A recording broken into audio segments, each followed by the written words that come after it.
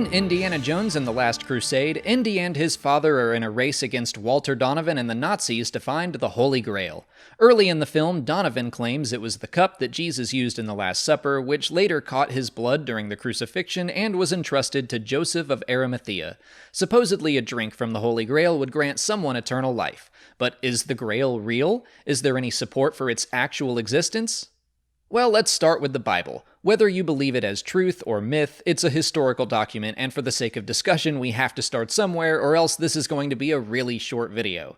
I'm basically going to compare what the Last Crusade says about the Holy Grail with the stories that have been handed down over time to see where it all came from. Anyway, the Gospels of the New Testament, which tell the story of Jesus' life, speak of the final meal he shared with his 12 disciples. The Gospel of Matthew says, "And he took a cup, and when he had given thanks, he gave it to them, saying, 'Drink this, all of you, for this is my blood of the covenant, which is poured out for many for the forgiveness of sins.'" The Gospels of Mark and Luke also speak of the Last Supper, so there's the source of it all as the cup of Christ.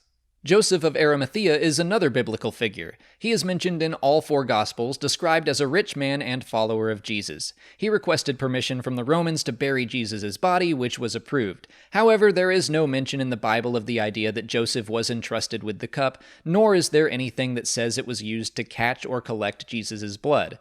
Both of those ideas seem to have been introduced about 1200 years later by Robert de Boron, a French poet responsible for creating much of the myths surrounding the Grail, especially as it pertains to Arthurian legend. According to Boron, Joseph of Arimathea kept the cup and brought it to Britain, where it remained hidden for hundreds of years. Many stories have been told about Arthur and his quest for the Grail, including the search in Monty Python and the Holy Grail. At its core, that movie is rooted in legend. But Indiana Jones and the Last Crusade seem to do away with most of the tales of Arthur, instead claiming that three brothers discovered the cup during the Crusades and hid its power away in the 13th century. They left behind a map to the hiding place that began in the city of Alexandretta. That's a real place, although now it's known as Iskenderun. It's currently part of Turkey, right on the border of Syria. The final resting place of the Grail in the movie was in the Temple of the Sun, which is not a real place, although the filming location is part of the ancient city Petra. Throughout history, a number of organizations in the real world have claimed to possess the actual cup. The Cathedral of Valencia holds a chalice which they claim is the chalice, although it has no supernatural powers. Genoa Cathedral holds a Roman hexagonal dish, and the Genoese actually do claim that it has miraculous properties. By the way, sometimes the Grail is depicted as a dish, which is shown among all of the false Grails in Indiana Jones and the Last Crusade. 3 more candidates for the Grail were named between the 1900s and 2014. I think it's interesting that most of them look very ornate, similar to the false Grail that kills Donovan in the movie. Maybe it's just my bias from the film, but I agree with Indy that the cup used would be very simple.